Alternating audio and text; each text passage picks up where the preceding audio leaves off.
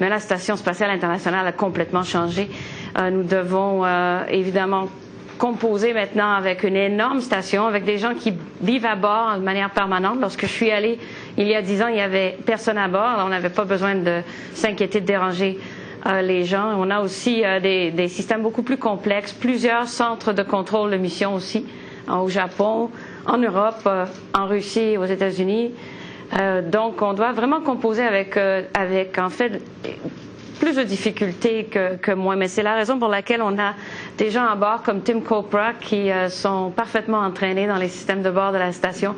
Et lorsqu'on a besoin de conseils ou lorsqu'on doit travailler sur la station, en général, on demande aux coéquipiers qui vont rester là dans des périodes de longue durée. It was nice. It was nice. Oui. Question pour Mme Payette, Jean-Sébastien Cloutier de la télévision de Radio-Canada.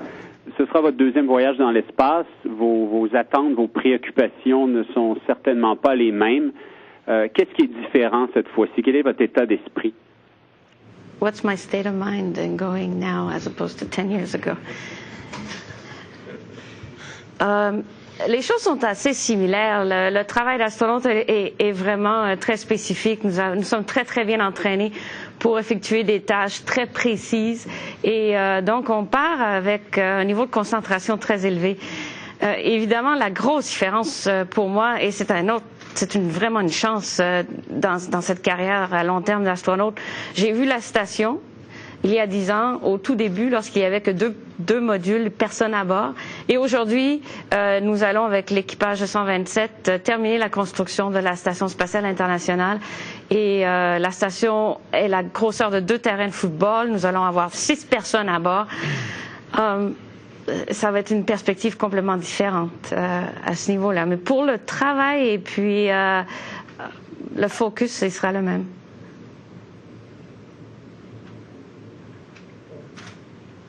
Encore une fois, une question pour Mme Payette. C'est Véronique Prince à TVA. Bonjour. C'est votre deuxième mission, mais j'ai vraiment l'impression que vous êtes en train de réaliser un rêve en devenant ingénieur de bord pour cette mission-là, parce que c'est un poste qui est très convoité, rarement occupé par une personne dont la langue maternelle est le français. Il y a eu beaucoup de compétition pour ce poste-là. Comment avez-vous réagi lorsqu'on vous a annoncé que vous alliez participer au pilotage? Je vais traduire cette question. She's asking me if the fact that I'm French speaking and still I'm in the cockpit with you guys, how did I feel? We speak French. It's exactly what I was. How did I feel about? Mes collègues me font remarquer maintenant qu'ils parlent tous très bien français, ils savent tous dire oui. Et le commandant, le pilote, le marcheur de l'espace. Évidemment, c'était le commandant qui décide de l'assignation des responsabilités à bord du vol, et ça a été une très bonne nouvelle lorsqu'il me l'a annoncé. Mais depuis, on se concentre sur le travail. Ils font souvent allusion à l'endroit où je suis née et au fait que je parle une autre langue, mais sinon c'est vraiment une équipe qui fonctionne maintenant très cohésivement. I said, you guys never kid me about where I come from, the languages I speak. Jamais. Tout de suite.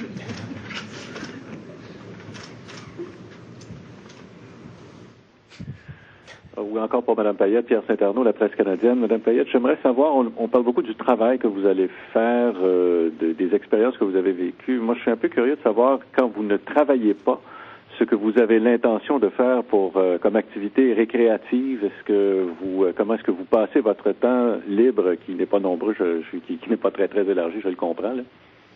Question is about what do you do when you have free time. Évidemment, une des activités favorites des astronautes est de flotter vers un hublot et de regarder la Terre qui défile à vos pieds. On vogue tellement vite, on fait le tour de la Terre en 1h30, qu'on traverse par exemple l'Amérique du Nord, le Canada en entier en 9 minutes. On voit des choses extraordinaires, c'est de toute beauté, c'est magnifique. Donc c'est presque un passe-temps en soi-même. On expérimente aussi un peu avec la microgravité, avec la pesanteur. C'est très agréable de flotter dans l'espace, de pousser sur un mur, de virevolter un peu. Et comme nous serons 13 personnes à bord de différentes nationalités, avec une énorme station spatiale, je pense qu'une des activités que nous allons tous faire, c'est de voguer et d'explorer la station spatiale internationale et puis aussi d'en profiter entre nous pour interagir et échanger des expériences. Alors, on va avoir certainement des soupers ensemble, un peu de social. Bonjour, Madame Payette. Alicia Limburner de Médiasud Longueuil. On vous a posé déjà la question en anglais. Je vous demanderai de répéter en français comment vous entrevoyez le fait que maintenant il y aura 2 Canadiens pour la première fois dans l'espace et qu'il y aura une poignée de main robotique. Questions about how do I feel about 2 Canadians in space, and they'd like the answer in French. Je suis très contente, évidemment, de pouvoir avoir l'occasion de retrouver mon collègue Bob Thirsk qui s'est envolé hier sur une capsule Soyuz vers la Station spatiale internationale. Évidemment, c'est historique. On n'a jamais eu 2 Canadiens dans l'espace, mais je regarde ça vraiment comme une évolution normale pour un pays qui a toujours été un joueur important dans l'exploration spatiale et qu'un jour, dans quelques décennies, on va regarder le fait qu'on comptait 2 Canadiens dans l'espace. Il y en aura 3 peut-être dans 10 ans et ainsi de suite. Un jour, on ne comptera plus parce qu'il y en aura plusieurs dizaines, sinon des centaines.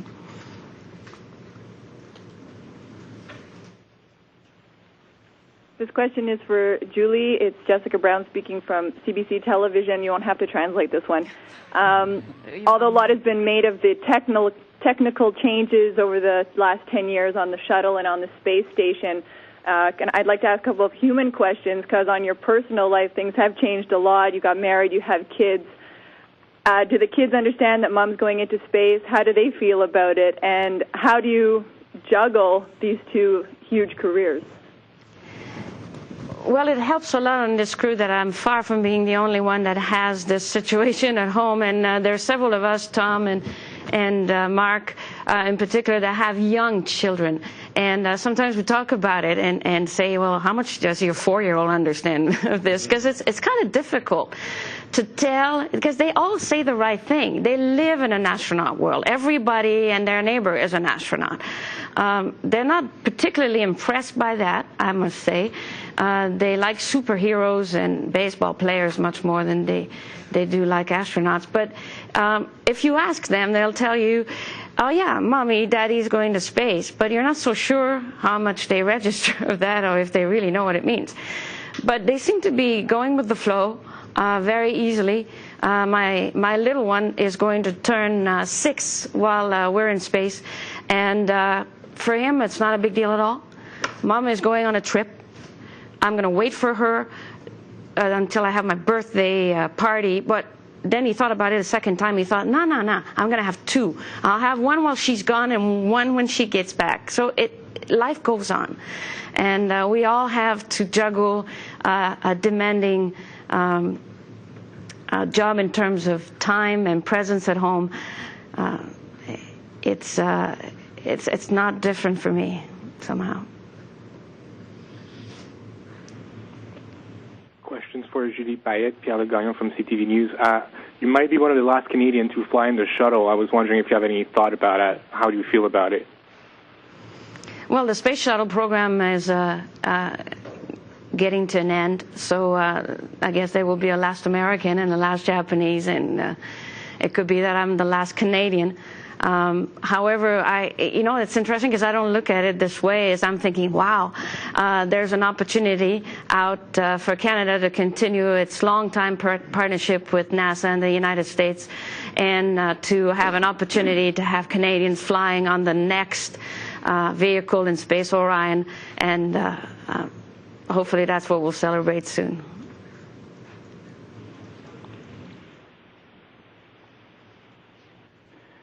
Julie Payette, Peter Wright from the Canadian Press. I think you're going to be the only woman who's going to be there with all the other 12 when you finally get together. Is that right? Really? Who knew? Yeah. I guess so. If you're asking me how I feel about it, which I believe that's what it is, well, the good news is that nobody's going to steal my hairband. But I will probably have to share some of my food.